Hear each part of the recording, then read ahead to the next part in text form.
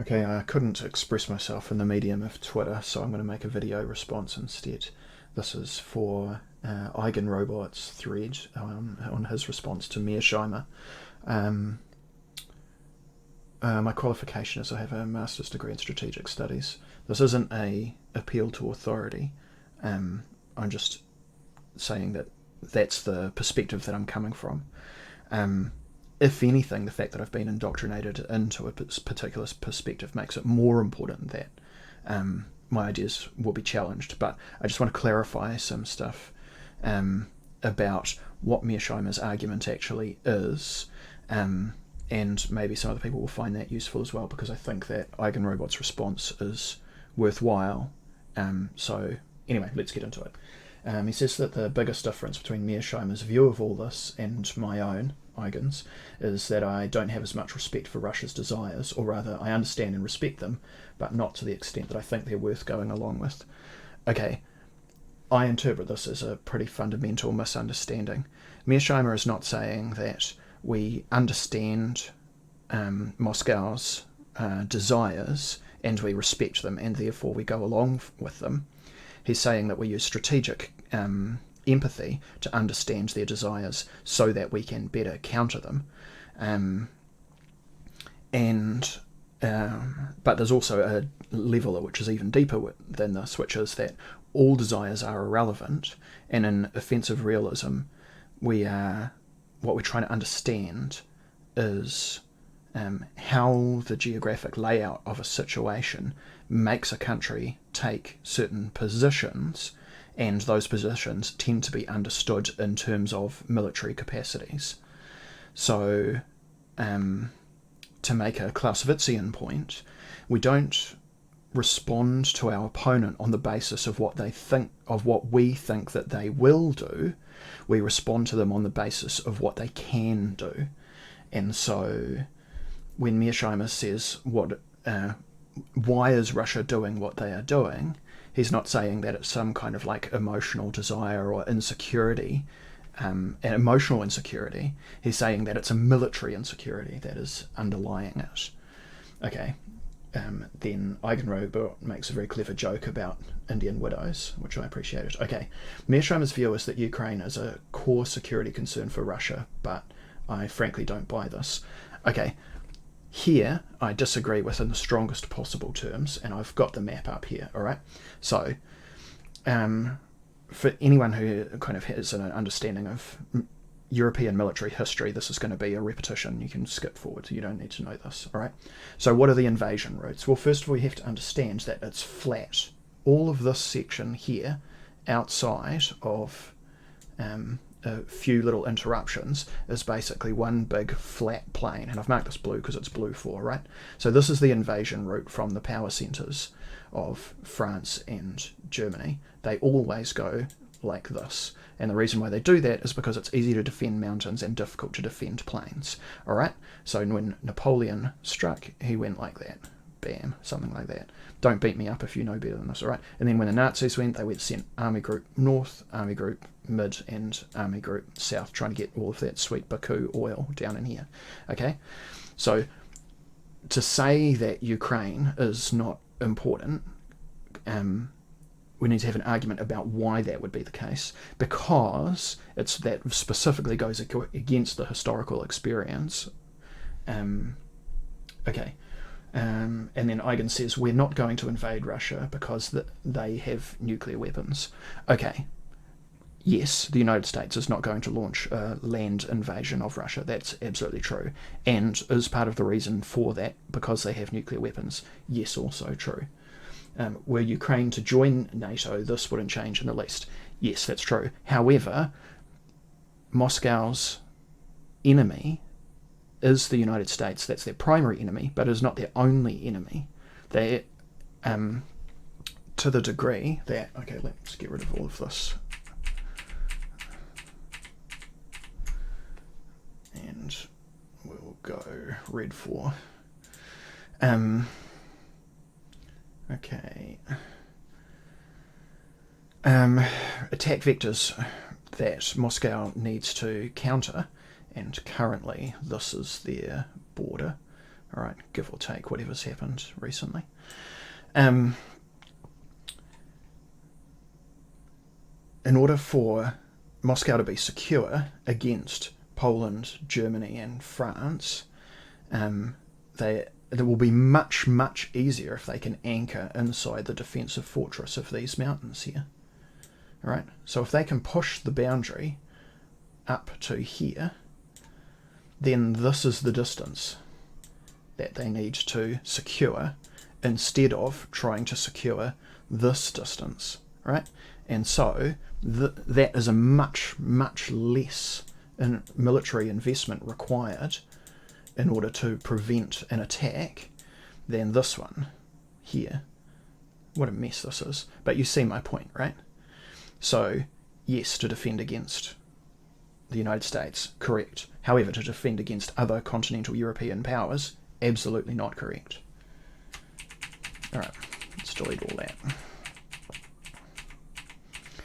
Now, I've made a point about European powers. Okay, now that we understand that, we can say, alright, now all of those European powers are all in NATO together. Now they also work against each other, but they have an alliance or whatever. Alliances are worth the paper they're written on, fine, but nevertheless, from the Russian perspective, surely they cannot allow Ukraine to join NATO, because here's Moscow, here's where the border would be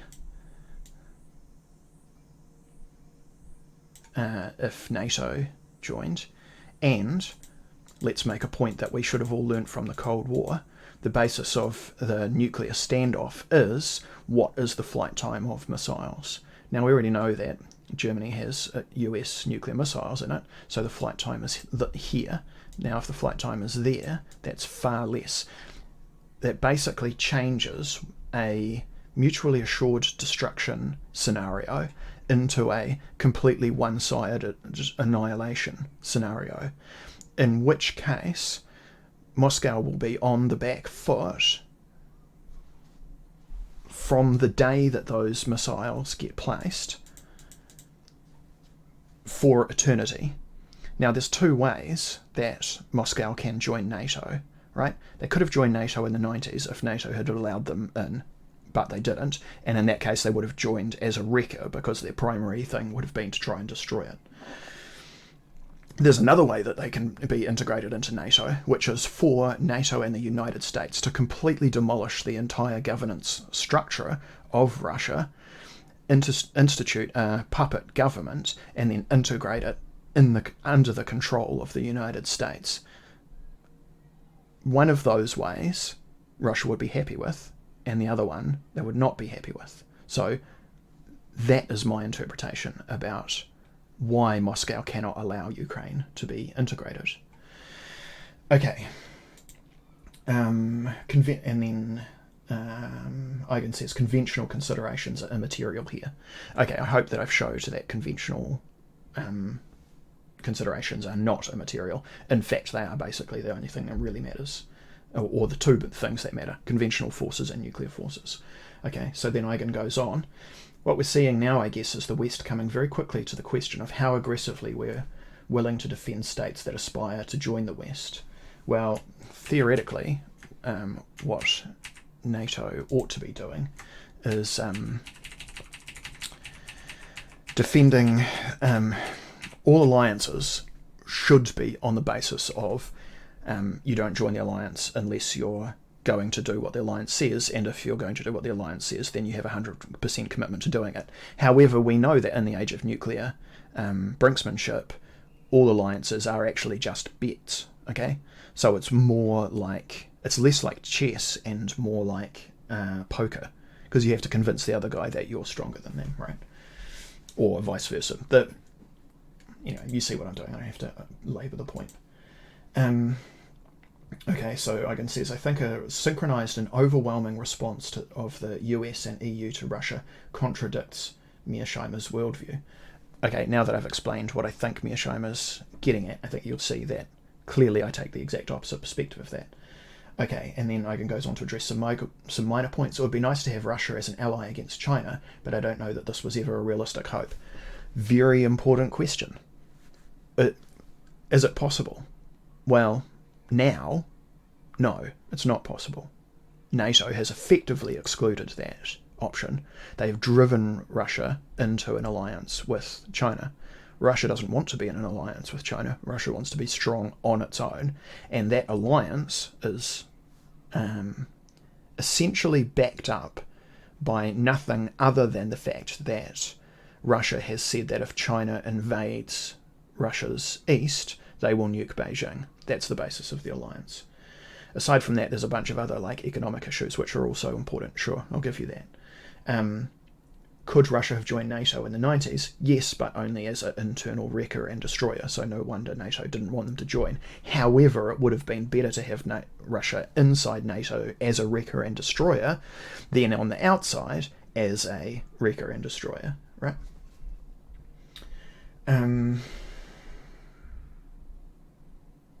Okay, Eigen doesn't care about Iran. That's fine, we can skip that.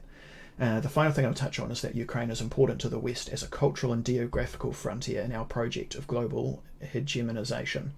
Okay, here again, I completely disagree. Ukraine is irrelevant to the West. It's not important culturally or geographically. It's only important in the sense that if NATO wants to be able to threaten Moscow, they can threaten Moscow more effectively from Ukraine than they can threaten it from Poland. Okay. However, in terms... let me make another point about that. However, in terms of security, the fact that Moscow, a nuclear-armed power, becomes less secure by NATO holding Ukraine means that NATO also becomes less secure because the chance that Moscow will launch the nukes becomes higher as they become under more and more threat. So let me just hammer home that point. NATO becomes less secure by gaining Ukraine because they become more capable of invading, or really launching a nuclear invasion. That's not a real thing, a nuclear attack. Alright, and then there's a postscript as well. Russia is geographically important, but basically medium-sized and shrinking country. Yeah, I mean, well, important to who? Russia is important to themselves, absolutely. Are they also important to NATO? Yes. And to the United States? Yeah, because they're the primary aggressor. Is it a medium-sized country? Well, in what sense is it a medium-sized country? Is it economically medium-sized? Yeah, I think you could make that's a fair argument. In terms of population, is it medium-sized? Well, 150 million people. Okay, it's no China or India, and so you could say it's half the size of the United States. Does that make it small? Maybe, but, Ukraine's got 44 million, so, that's what I would think of as a medium-sized country, so it's somewhere in between. Okay, militarily, is it small? No, if it wasn't for the United States. At the moment, Moscow could probably, if they really wanted to, take much of the rest of Europe, and at the very least, I would say, reinstitute the Soviet Union, no problem. And they're not going to do that, of course, because they can't, because the United States exists. And are they a shrinking country? Yes, demographically they're a shrinking country. However, every country outside of Africa is a shrinking country. So is it shrinking faster than or slower than other countries? Well, it's shrinking slower than China. It's shrinking slower than Japan. Although those are the fastest shrinking demographics in the world. So, is this a fair point? Yes, okay. What about at the nuclear level? Is it a small country? Is it a shrinking country? No, it has the most number of nukes of any country on Earth. The only one that's close is the United States, and every other country that has nukes is a piddling into a pond in comparison. Okay, so what are its other options? Eigen says that it can either join the West, and we've discussed what the two ways of that happening are. Let me make a point here. There's a difference between state survival and regime survival, but I think that from the perspective of Moscow, those two things are exactly the same. Okay, or becoming a Chinese client. Is it possible that Moscow could become a Chinese client? Well, the potential for China to grow, the China bears and the China hawks have massively different opinions about that. If China grows massively, then presumably they will reinstitute the basic kind of historical model, in which case Moscow will have to, send diplomats to go and kowtow occasionally and say, yes, we'll do that, very good. But nevertheless, they'll still basically be independent, because China's power is in the Pacific and Moscow's power is on the European continent, and they're so far away from each other that realistically there's no way for China to enforce militarily the destruction of the Russian nation. Although obviously, as I've said before, there will be tensions about all of the resources that are going unused in eastern Russia that China wants access to. However, as I've also said before, the resolution to those tensions is Russia saying, we'll nuke Beijing if you invade. So that resolves the tension. Okay. And then Eigen says, I don't see true independence for them again, especially now. I think that's a really important question. However, let me paint the kind of bull story of how Moscow could gain independence. And here I'm going against theorists like Zihan, who have far more experience and far better predictive power than I do. So I admit that this is an uphill battle for me, but let me at least try and paint a story of how it could happen. Okay. Moscow successfully takes and integrates Ukraine with minimal amount of internal damage. It doesn't turn into a slog. Just take it on faith for the moment. Moldova, Ukraine and Belarus plus Moscow are effectively one unit in that case, meaning that we can push Russia's population up to, the 200 million mark or so. Pretty strong. And then no one has managed to solve the problem of declining demographics, but, maybe they come up with something by instituting the Romanian or Hungarian or Polish models of attempting to incentivize the downturn, or perhaps a re-orthodoxization, that's a clumsy word, but you see what I mean, of the Russian population allows them to do away with abortion, which is currently the largest damaging factor of their demographic growth model, and they return to level, or at the very least decline slower than other countries that they are competing against, like the United States and the Western powers. Okay, then from that base, their integration with their economically with China and India essentially gives them access to half of the world's people, and therefore half of the world's economic power, not counted in terms of dollars, but counted in terms of consumers. Okay, now are they not basically capable from that point forward of sustaining themselves in an independent fashion? I think I've made my point there. Okay, thanks for your time. I really enjoyed digging into Eigen's objections, and I just want to make sure that it's understood that this is purely from a perspective of appreciation and cooperation, not from a perspective of attack or degradation. Okay. If you listen to this, I don't know why, but thanks for your time.